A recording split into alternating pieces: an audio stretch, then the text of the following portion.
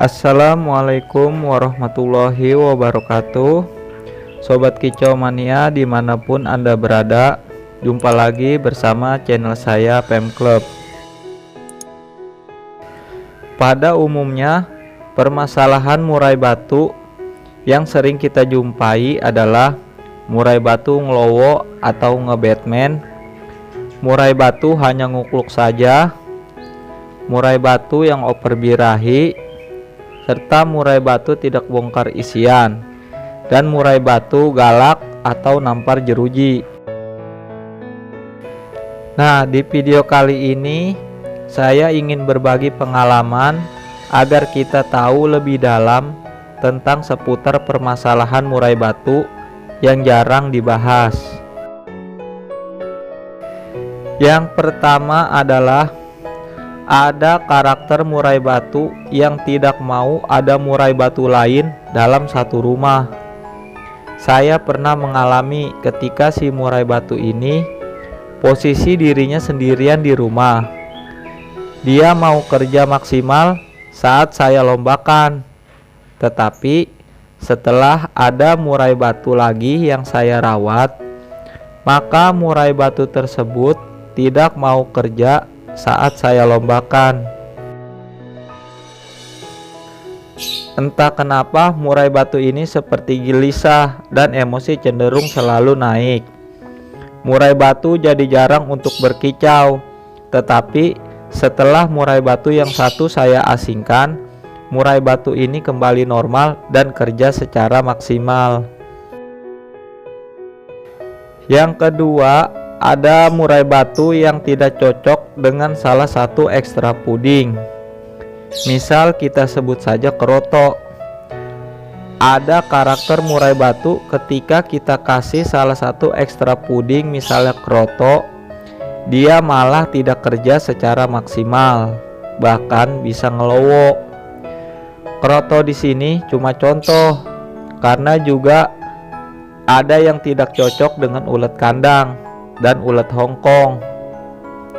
Dari pengalaman saya, ada karakter murai batu yang ketika saya kasih ulet Hongkong, dia selalu mangap, dan alhasil ketika saya lombakan, murai batu terlihat seperti kelelahan, mangap terus dan tidak bunyi sama sekali.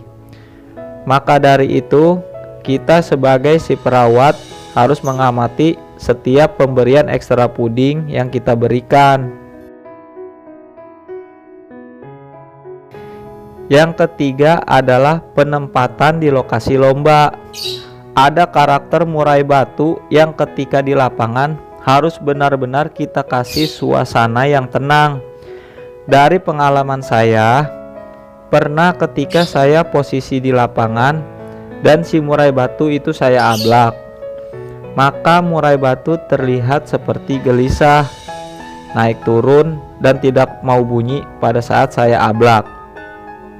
Dan ketika saya lombakan, murai batu hanya diam dan hanya loncat-loncat saja. Ketika saya amati, ternyata dia takut dengan lalu lalang kendaraan yang lewat. Padahal kalau di rumah, dia sudah terbiasa melihat kendaraan yang melintas. Mungkin dari faktor bukan daerah kekuasaannya, dan si murai batu tersebut merasa aneh. Makanya murai batu tersebut merasa gelisah dan merasa takut. Ada juga karakter murai batu yang pas pada saat dilombakan harus kita pula ablak untuk memunculkan dan memancing fighter dan emosinya, sehingga pas waktu kita naikkan dia langsung on dan langsung mau kerja. Tetapi jika tidak saya pull ablak, ketika saya gantangkan, di awal dia seperti diam dan menyimak dulu. Pasti di pertengahan dia baru mau kerja, dan hasilnya murai batu tidak kerja secara maksimal. Ada juga karakter murai batu yang pada saat di lapangan dia harus kita pull kerodong, karena kalau saya ablak, murai batu akan mengeluarkan seluruh isiannya. Dan jika si murai batu tidak memiliki stamina yang bagus, maka ketika kita gantang, si murai batu akan kehabisan tenaga. Maka dari itu, pengondisian di lapangan juga sangat penting dan kita harus mengamatinya.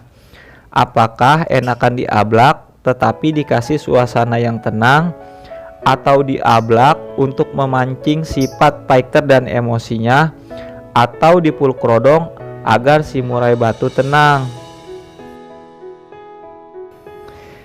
Yang keempat, ada karakter murai batu yang hariannya mau kita ablak tanpa dikerodong. Murai batu dikerodong hanya pas menjelang malam saja. Saya juga pernah mengalami hal ini. Murai batu dengan harian full ablak, dia baru mau kerja secara maksimal dengan tidak dikerodong. Pas sore hari baru saya kerodong untuk beristirahat.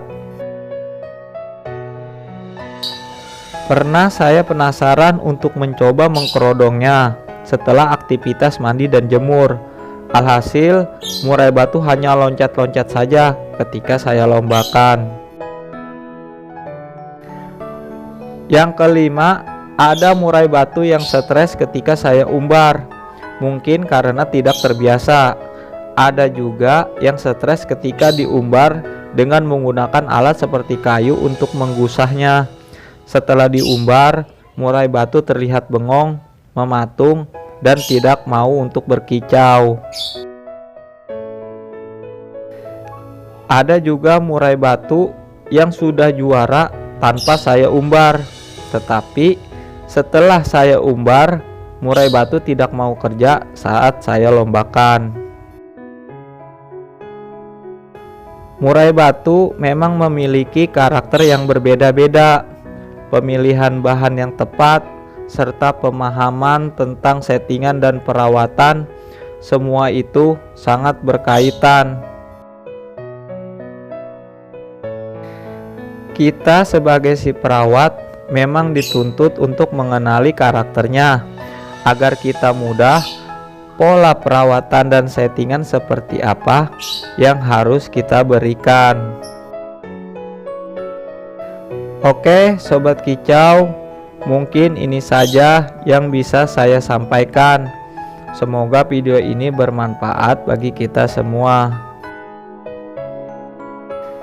Setiap perawat burung mempunyai trik dan caranya masing-masing untuk menjadikan burungnya berprestasi. Selamat mencoba dan selamat mencetak burung juara.